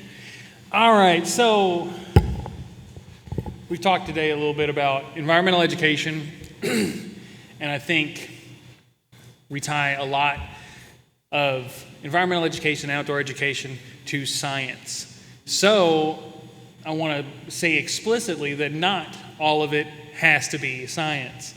So does environmental education have to be science education? Anyone want to answer that? No, wonderful. What other things can we learn from the environment? Laura? Like human impact, more of a civics area than the science area.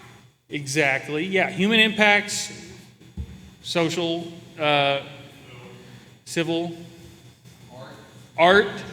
Get inspiration from anything. Plenty of inspiration. The first art was made inspired by the natural world. Health, health, even cardiovascular health, just going on a hike. Mental health, reconnecting with a more peaceful surrounding than possibly the honking sirens and just more distracting things we have in our built environment, reconnecting with nature that way as well.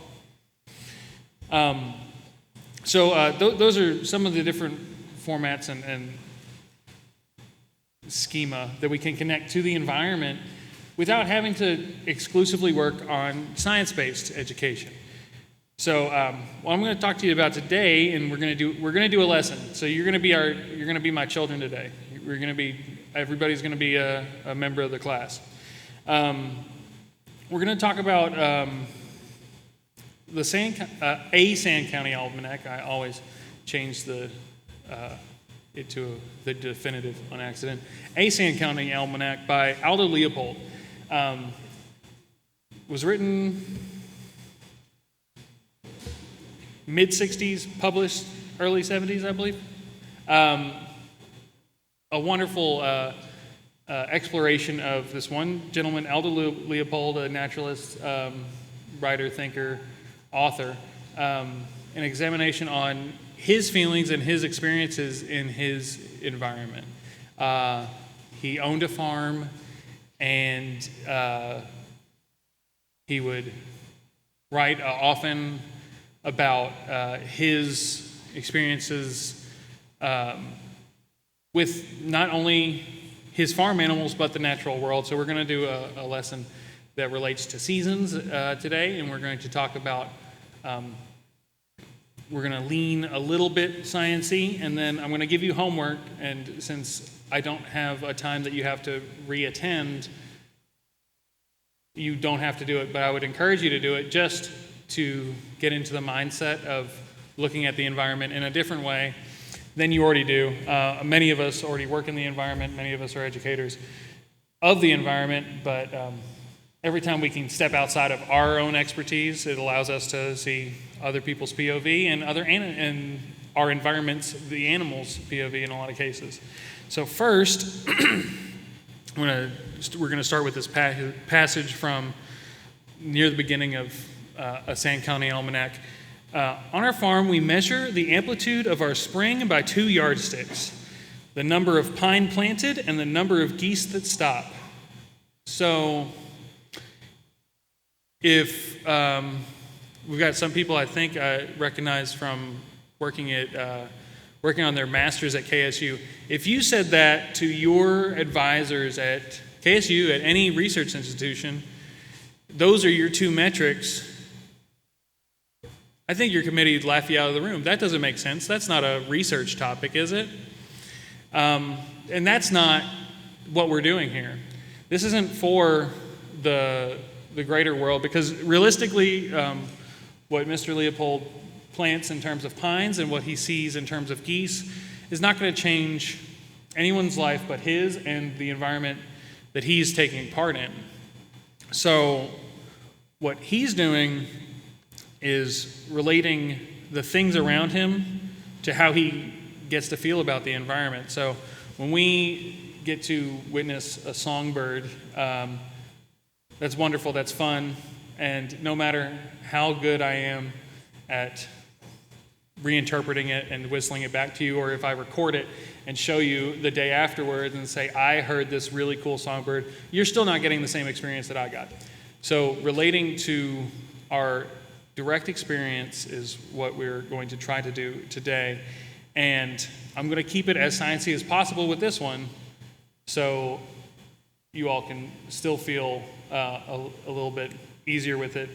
So our investigation is investigate the area to find places that offer food, rest, and protection.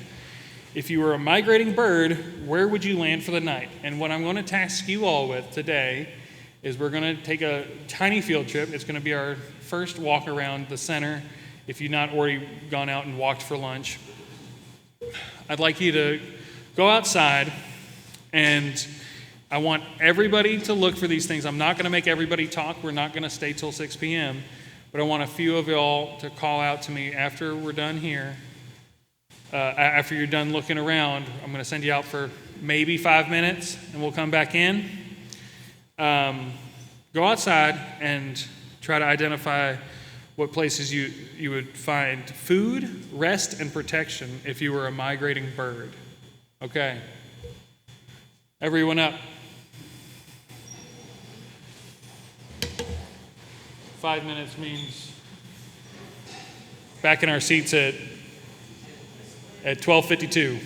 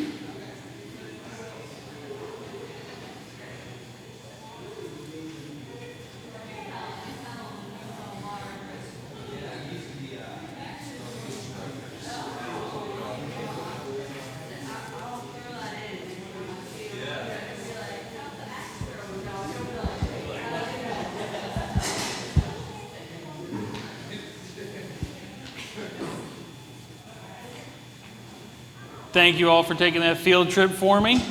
So, right to it. Who has an idea of where a migrating bird might get some food if they were to visit our site here?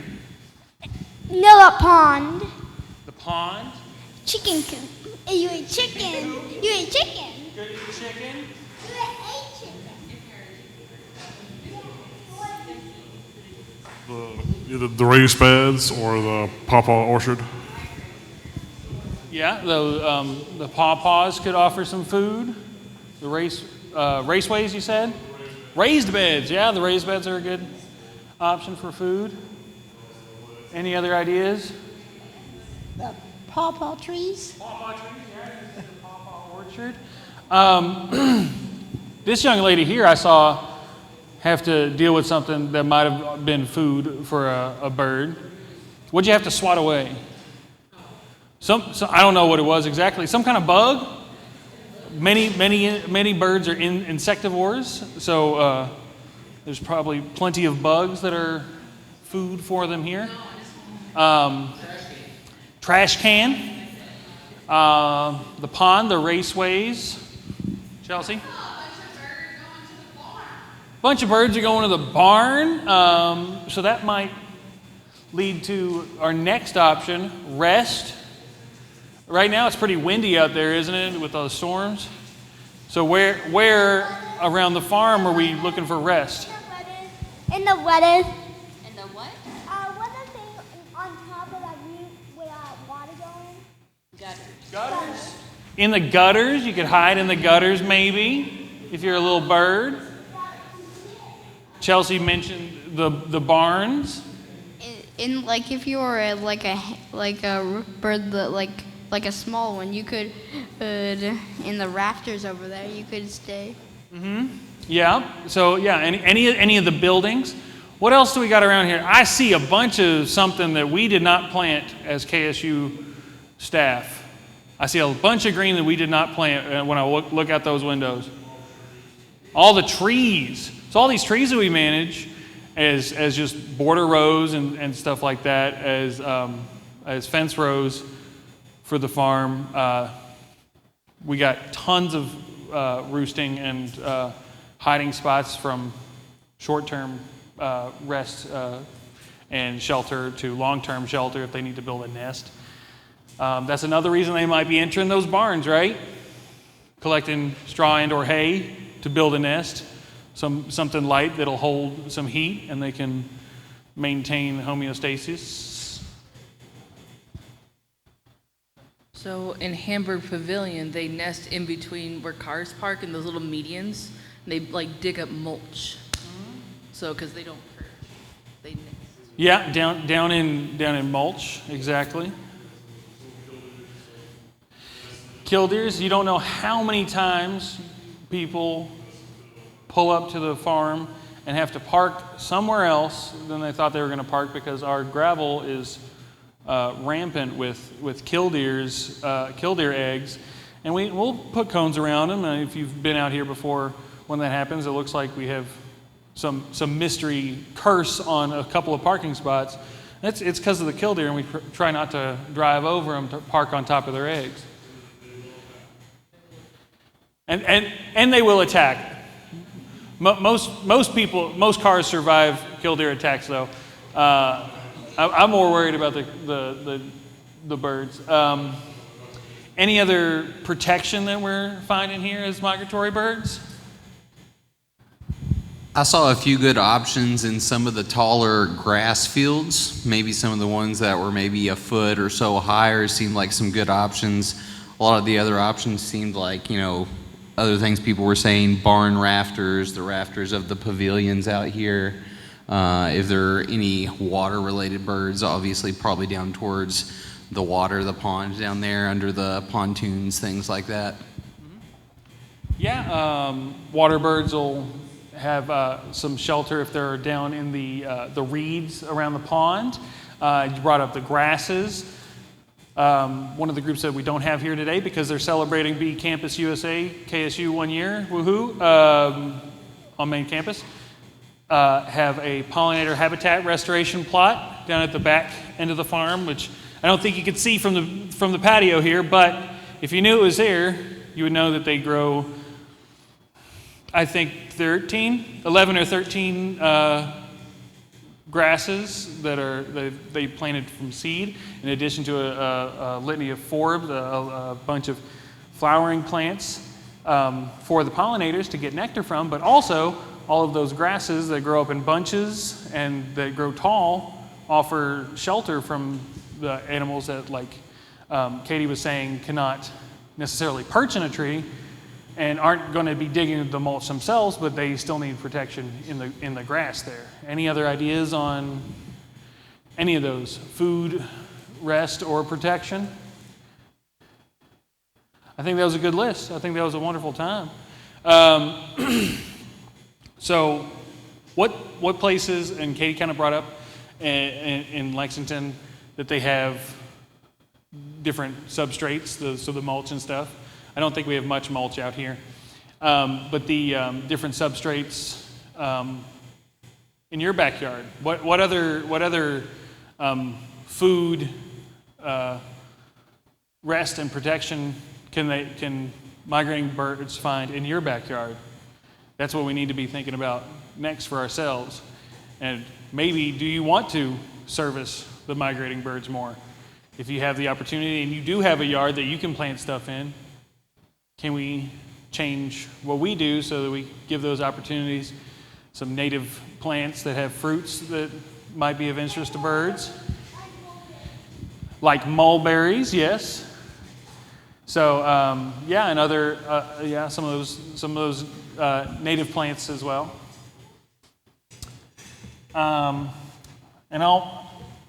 So that's the end of your work for today. But this is homework that, like I said, you don't have to do. But I would appreciate if everybody thought about it. The second part of this activity is related to this passage. On April nights, when it has become warm enough to sit outdoors, we love to listen to proceedings of the convention in the marsh. So he's using some flowery language that might not be how we would talk about it in a scientific sense, but he's talking about the ecosystem. He's talking about the community, the many populations that exist just outside his farm in the marsh. So all of the areas around these built environments that have those natural qualities, he and his family enjoy listening to their proceedings, their communications, their sounds that they make. So like I said earlier, those songbirds, they're singing and talk to each other, but we can also take part in it ourselves. So our task that is your homework, please, is listen to the sounds of nature in your area, describe the sounds you hear, and try to identify what animals are making those sounds. And one tool that we use at the EERC and for KSU's environmental education team we've used before is the Merlin Bird ID app. So that is an app that was one of the first interactions that I ever had with AI, and it's one of the places where I think that it's actually useful. It doesn't create a thing that is fake and a hallucination for you, but it will analyze audio and let you know the likelihood and the probable birds that you are recording. So you take a recording with that app, and you hear a tweet here and a honk there, and on the app it'll compare that to its database and tell you, well, I think you have a eastern cardinal and I think you have a Canada goose in that clip. So that's a way that you can record for posterity a little bit of information about your environment. But I think we should also consider just listening, because sometimes it's not something we can automatically identify, and sometimes it's something we hear and we don't always know what the bird or even the sound is in general at all, and that can become a very intensive learning opportunity. One of my friends swore that they had an owl outside their house, and there's an owl. No, it's not an owl. There's not an owl hanging out in your neighborhood in Lexington. And kept listening, and eventually they caught a recording, and they asked somebody, and they found out that they had a mourning dove. A mourning dove does sound a little bit like an owl if you're not used to hearing them. So that took them down a whole extra adventure of discovery, of lifelong learning. This was an adult. This wasn't a child. Take a chance when you're at home. Listen to your backyard or your back window, and try to consider everything that's out there, and how we can work together to maintain it.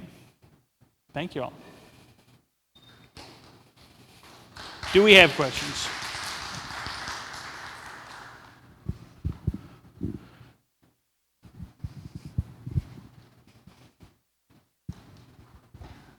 I didn't so much have a question as a comment. I wanted to say on your sound activities, a really great one is to just go out, sit with a piece of paper and a pencil, close your eyes and listen to what's around you and do sound mapping, and you can figure out all the different things that are around you, and then try to map out how far they are to you and figure out what they're doing. It's a really great sound activity. Yeah, sound mapping is kind of like a pen and paper sonar kind of situation. You try to you observe and interact with your environment by trying to catalog it, and not by walking to every place and checking it, which is a lot of what we do, ground truthing in research.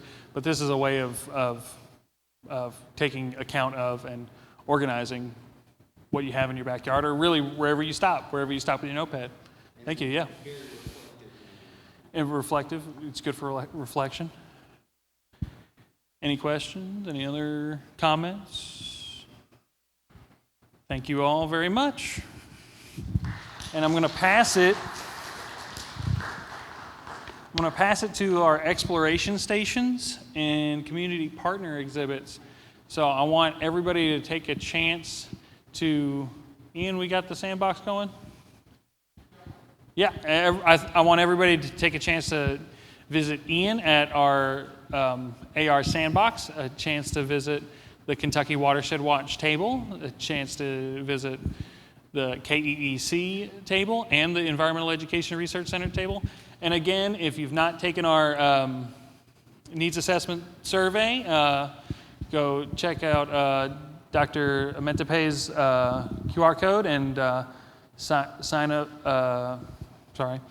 fill out a survey and get a raffle ticket. Sorry.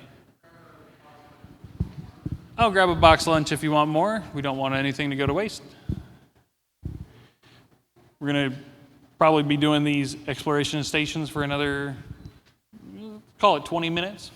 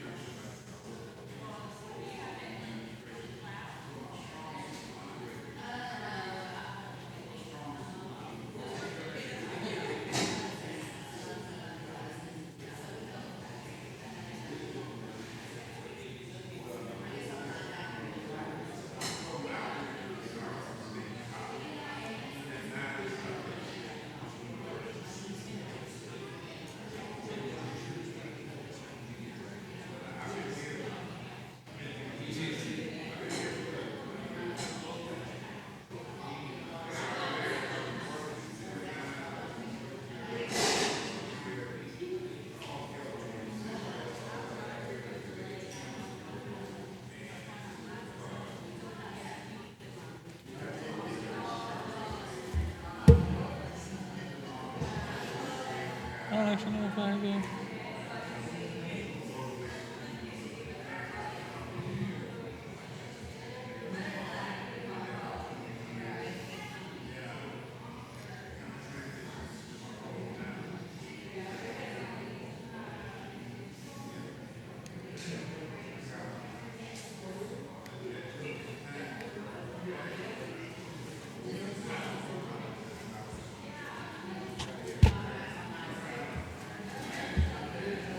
All right, I think everyone seems to have reacquired their seats and had a chance to visit our exploration stations and some of our community partners. Next up is going to be Ian. He's going to take you through a lesson from the NASA Globe Education Program. So I'm going to turn it over to him.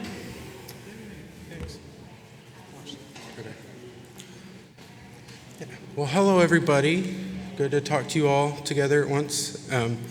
So one thing we wanted to do today was go over some of the citizen science things that we do with students. So citizen science is taking regular citizens that may not have a scientific background and giving them the tools to go collect scientific data, do scientific experiments. So we do that through a couple different programs. We actually work a lot with Kentucky Watershed Watch. It's got a table in the back. We do a lot of citizen science with them. We do water sampling all the time. But today I'm going to talk to you a little bit about the NASA Globe program. So this is a program, a citizen science program through NASA. And it provides an opportunity for students and regular citizens to collect scientific data by following their protocols. And you can submit the data to NASA and they will add it to their database, and it's a way to help them get more data from around the world. So they have globe samplers literally all over the world. In most countries, there's people doing this. So the way it works is there's a training program online. You can do the training program. They call them protocols, is the different ways to do the experiments, the activities. So you can be certified. I've got mine up there as a Globe teacher, and that lets you do the protocols with your students and teaches you how to upload the data to NASA if you want to go on to that step. And then if you're interested in going beyond that, you can become a Globe trainer, which is the people, kind of like the facilitators we talked about earlier. Trainers will train teachers on how to use the protocols. So I just want to go through today, this is our data profile on the Globe website, our KSU profile, just so you get an idea of what it looks like. So I just wanted to go through a quick activity with you just to show you what it's about, kind of what it's like, what the data form looks like, just to see if it's something that you all might be interested in taking back with you. So we're going to look at, I don't know if I have another slide on here. I don't. Okay. We are going to look at surface temperature and cloud cover, mostly because those are very easy to do. So we have a data sheet here. I'm going to give everybody a data sheet, and I'm going to give everybody a cloud identification chart. And so we're just going to step out onto the patio. We're going to look at the sky, record some data, and then I have some thermometers over there. We're going to take the surface temperature of different surfaces on the ground and record those and see if we can see any differences in those. Does anybody have any questions about that? Are you ready to do an activity with me?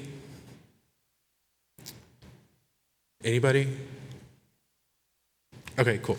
All right, so I'm going to bring these to the back door. If you want to just meet me out back. You don't have to participate, but I have enough if you'd like to. You could just watch the rest of us do it if you really don't want to participate. But we're going to do this, and then we have one more thing after mine, and then we're almost to the end. Thank you all so much for sticking around.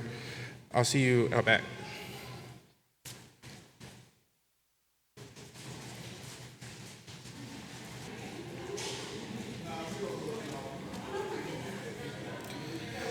All right. Thank you all so much for doing that with me. I hope that was fun. So that was just one example of the many, many, many different citizen science projects that we could do with you. So just let me know if you're interested in that. Which brings me to our next point, where we get to hear from you all. So we are going to do some breakout groups.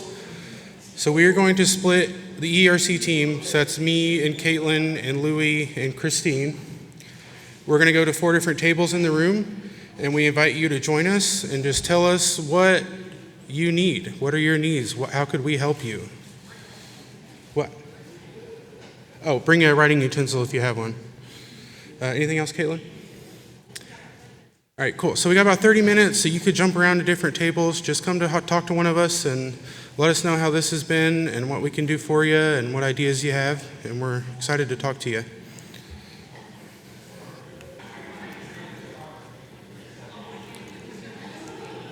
Okay, we're gonna go ahead and wrap up this section for our breakout groups.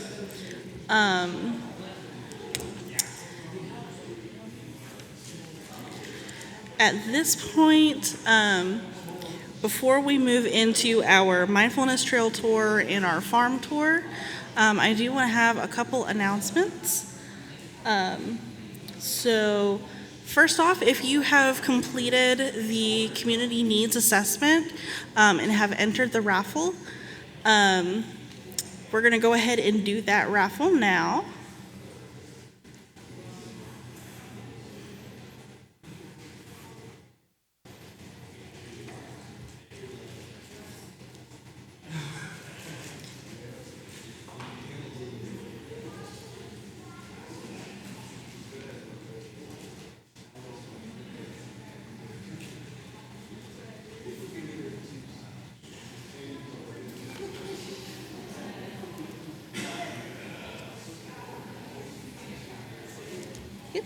Yeah. Oh, sure. We can just call someone to pick the number. Whoever picks it, they pick the items. Okay. Do you want me to just read the number? Yeah. All right, so our first number is 798-1360. That name, that's the name of the guy. Katie Seiler. Woo! Come up and claim your prize. That's my breakout group name.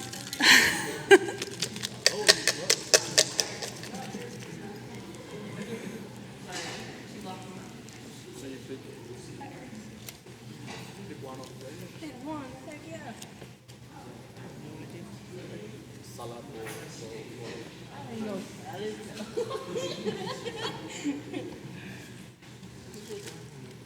bowl. It's a bowl. It's a bowl. All right, so our next winner, we're looking for ticket number 798-1357, Salamatu Shaibu. I have butchered that name.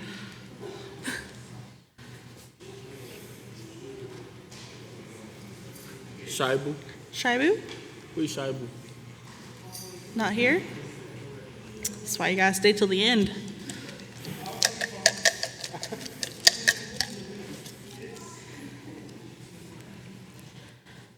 Let's see. We're looking for 798-1358.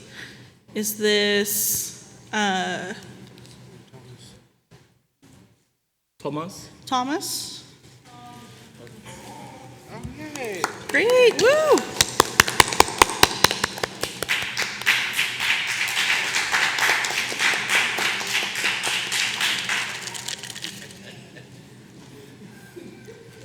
This to you? Sure. Take your pick. Thank The you. prize is over there.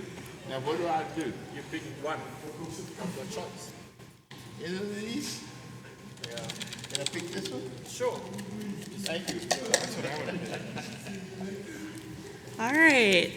Next up, 798-1361. Huguet. Woo!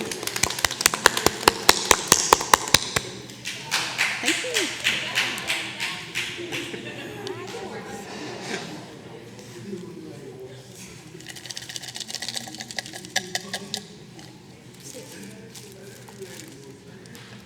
It's a bowl.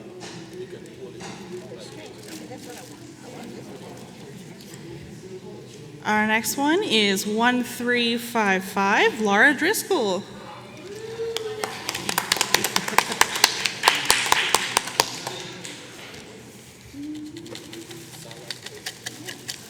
We've got a few more. Yeah. Maybe two more. Two more? Yeah. All right, 1353, David Willow.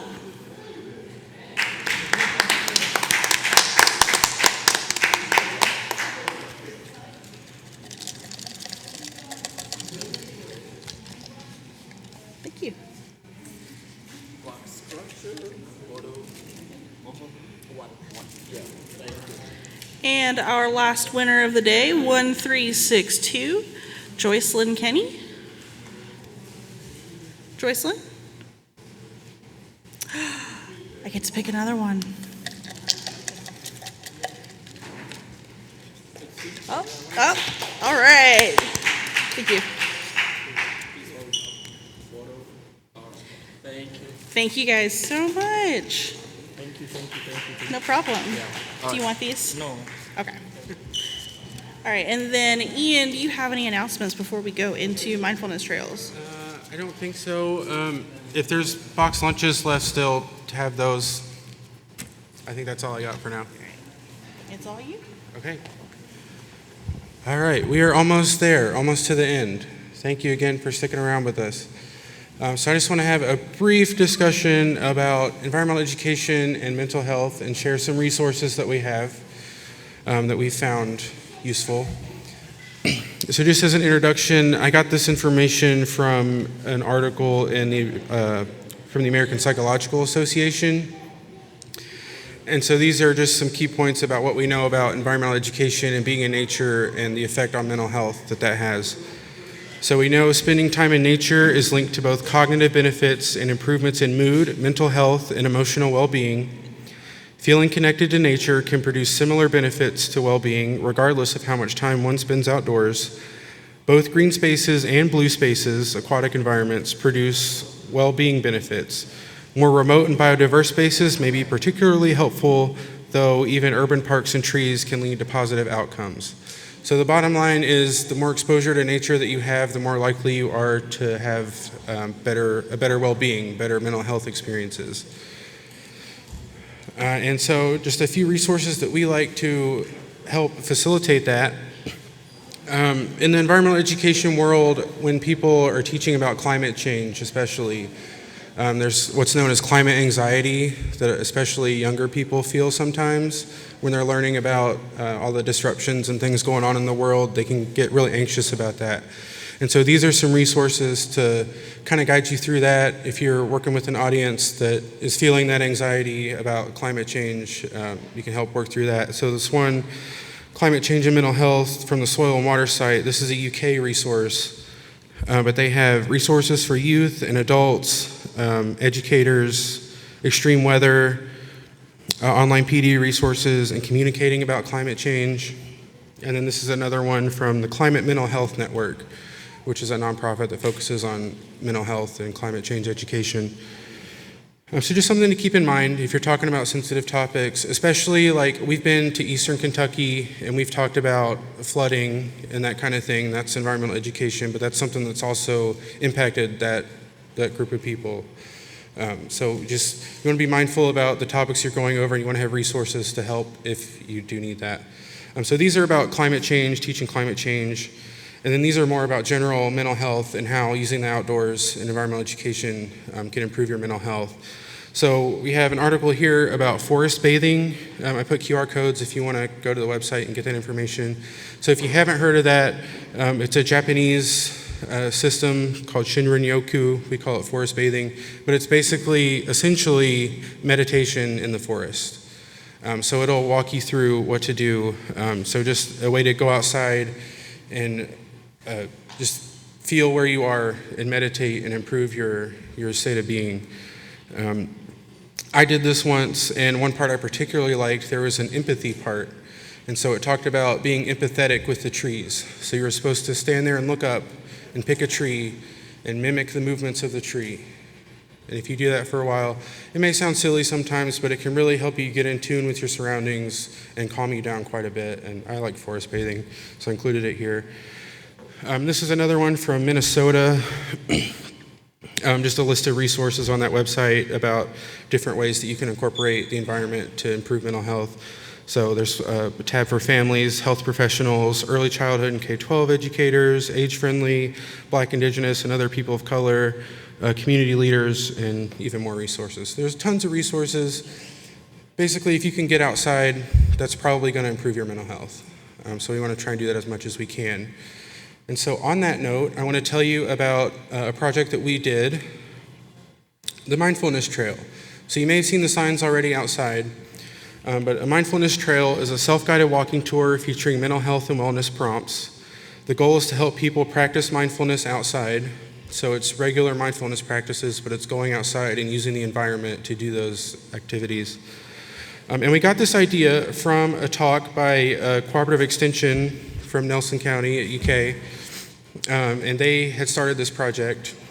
And we learned about that at the KAEE conference. So they talked about the KAEE conference earlier. And that's just one thing that we learned from a KAEE conference. So it's just a plug for the conference if you can make it. It's a really nice place to be.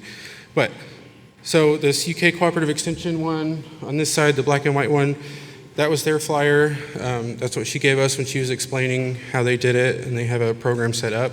So we wanted to also do one. So this is what we came up with. This is what we used to debut our new trail that we put together as part of Earth Week. And this is what the signs look like. So we got them printed in English and Spanish, and we got mental health resources put on the bottom of them. So the 988 line is on there. In case anybody is experiencing a crisis, there's some resources for them.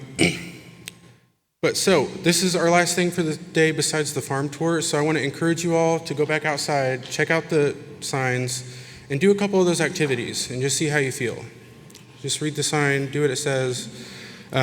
These ones, find your center, name 5 things you can see, name things you can touch, just easy things like that. Some of them are about breathing, some of them are about thinking, just really good practices that always make me feel more relaxed. So I encourage you to go do that while we wrap up, and then we are going to meet in the atrium out front at the front door for the farm tour at 3 o'clock if you're joining us for that.